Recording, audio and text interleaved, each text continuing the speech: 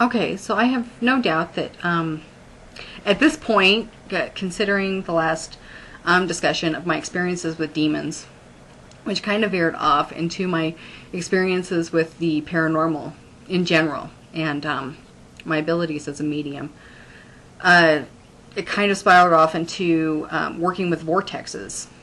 And I think energy portals and vortexes are another thing that are not quite covered as well as they should be in, say, magicians' handbooks, or discussed spiritually all that much.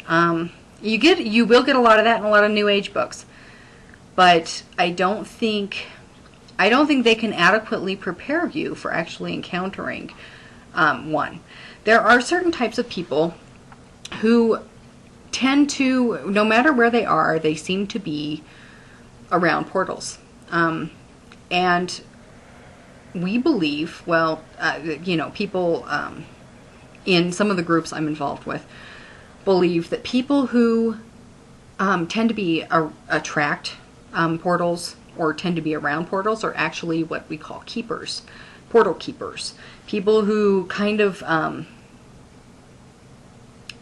it's not that they're like walkers between worlds, that's a totally different thing. It's more that they tend to do well in that environment. Portals tend to open up around them, but they can also be closed by people who have that ability.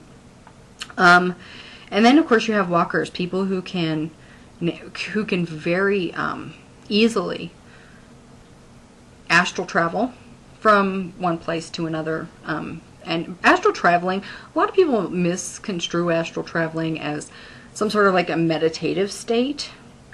And it's interesting because astral travel is actually leaving the body. And I say that because there's that same disconnect feeling you get when channeling. I don't know if you've ever done channeling, you'll notice like once the demonic or the spirit or the energy that you're allowing to take over your body takes over, there will be a disconnect. You'll be attached by almost like a tether or something, and you'll be able to hear your voice speaking, but it's like you don't feel your body anymore. Your body is, you're just disconnected. I can't even really describe it. It's really a lot of things. That's why I say there's so many things, especially when it comes to the metaphysical, that you can't really describe or really understand unless you've actually experienced it.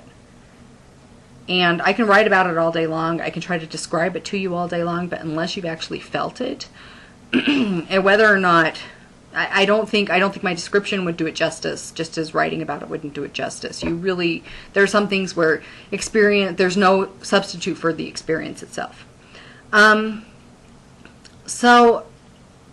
Portals and vortexes of energy, portals tend to be a place where different beings and energies can enter from the other side into this physical world, whereas vortexes are more of like an opening in energy.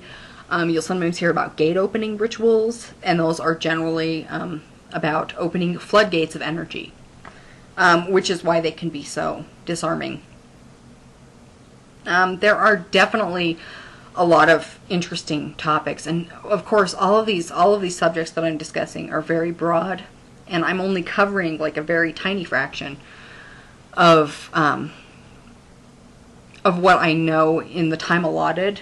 Trust me, what's in these videos isn't nearly a fraction of what I know and could tell you. It's just that since I don't prepare scripts and I don't take all this time to outline and go through and be very specific about these subjects, it would be impossible for me to cover everything, and by all means I don't know everything either. So I don't know if anyone has questions about these sorts of things. Just write them down and send me specific questions. Try to be as specific as possible, because covering a very broad topic like, what are your experiences with demons, that can get very broad very quickly. So, especially when you've been at this for as long as I have and you've had quite a bit of experience with it.